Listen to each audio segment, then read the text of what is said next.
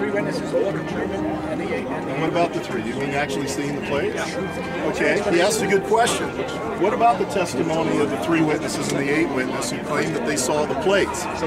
According to Volume 1 of the Documentary History of the Church, which is put out by the LDS Church, Joseph Fielding Smith, the 10th president of the church, said that the documentary history of the church was the most accurate history in the world.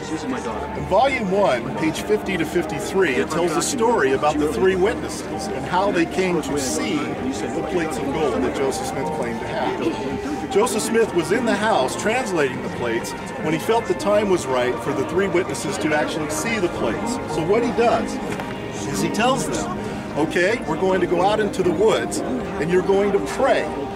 That's what he tells them. You're going to pray, and by your prayer, you're going to be able to see the plates.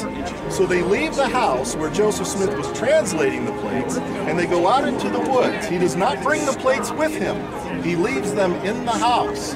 They go out into the woods. Now again, I'm just citing Volume 1, page 50 of the Documentary History of the Church. They go out and they're going to pray. So they pray.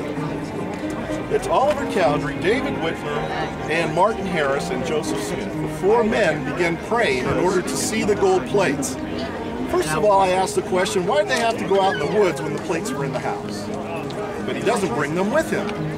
As they are praying, as the story goes in the history of the church, again, this is an LDS source. This is not a story about it. This is the LDS documentary history of the church.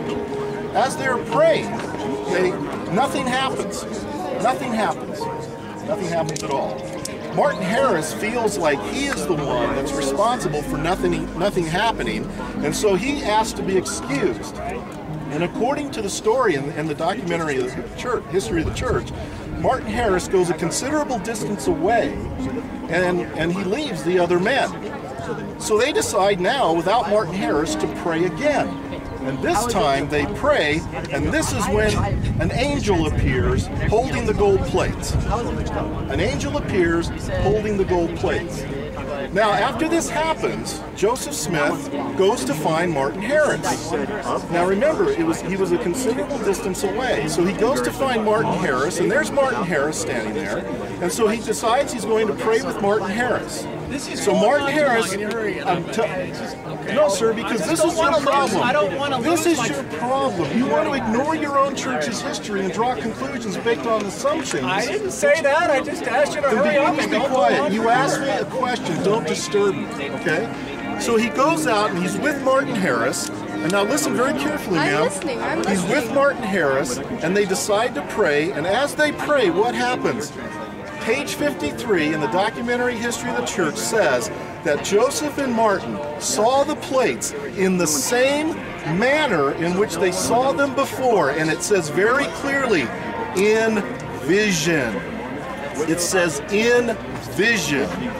They did not see tangible plates. They saw them in vision.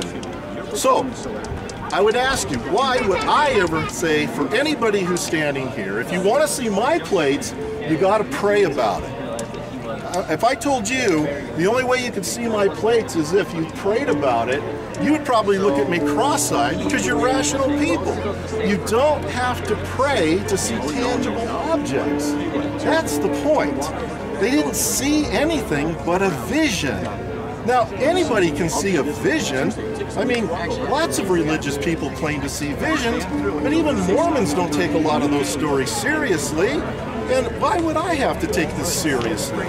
They claim to see something in a vision. Big deal. They never saw tangible plates. And you asked about the 8 witnesses. That's another good story because the story sounds very similar. But the difference is with the other witnesses is that they claim that they not only saw the plates, but they hefted the plates. And when I read that story for the first time, I probably, like many people reading it, thought that they were looking at the plates like this and doing this, like I'm doing. But as I read the history of that testimony, I found out by reading Mormon sources that they are 2 separate incidences that Joseph Smith conflated to make it look like they saw them and handled them at the same time. The fact of the matter is, they also saw them in vision, and they hefted the plates at a different time, but the things that they hefted, that they were told were the plates, were actually something that was covered up.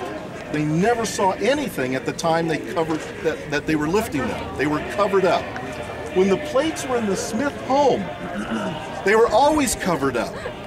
Even Emma herself said she never peeked to see what was underneath that covering. And no, she did touch them, she said. She said she felt it looked like it had leaves and it sounded like metal. Well, if they sounded like metal, folks, they certainly weren't gold plates, because gold plates don't make a metallic sound. They're too soft. They make a thumping sound. So whatever was there, they were not gold plates. Whatever Joseph Smith was doing, and let me tell you something, and I mean this in all sincerity. If Joseph Smith is not telling the truth, and he lied to his wife, a man who will lie to his wife will lie to anybody. Anybody. And believe me, Joseph Smith lied to his wife on numerous occasions, especially when he was marrying women who were already married. Oh, hey, wait, brother, wait. you are bringing Are you in... Bill McKeever? You look like it. Yes. Are you him? Yes. You're Bill McKeever. You are bringing in so... You accuse me of bringing in red herrings, and you are bringing in Hold on. I'm just talking about... Can I ask you a question then, Bill? Okay, because I did want to ask you a question about the witnesses. If you're saying that it was all a deception... I'm just quoting from the history of the church. But you believe it was all a deception. All these witnesses, they said they saw the plates. Right. Okay. So of all 11 witnesses... I believe they did. You believe they did? No, listen to me in context, please. Don't do that. Okay, so they saw I believe they did believe they saw the plates. I do believe that. What they did, you got to understand that back then there was this idea called second sight, that you could see things in vision and you really felt you were seeing them. I'm not doubting that. I'm not doubting that at all, and that's why, folks, that's why I'm not doubting that these men could probably live out their life firmly believing they saw the plates. But when asked if they saw them with the naked eye, that's when the story changes. And that's what we need to consider. We need to consider that. But Bill, that sounds like something from your imagination, that they saw them, or they thought they saw them, but they didn't really see them. You need to read your history books. I've already read them. I'm trying Just to go back and read them for yourself. Understand why you're saying this should cast doubt on the 3 witnesses and the 8 witnesses, and I don't see how it does. Folks, listening here. If you were told these men actually saw their plates with their naked eye, and then later on you found out they saw them only in vision, would that tend to change their credibility? Yes or no? Yes. Okay. It would change their credibility. Yes, it would. Not with me. Well, maybe not with you. I'm not they here said to they talk to saw you then. Okay, I'm agreeing with you. But they did not see them with the naked eye.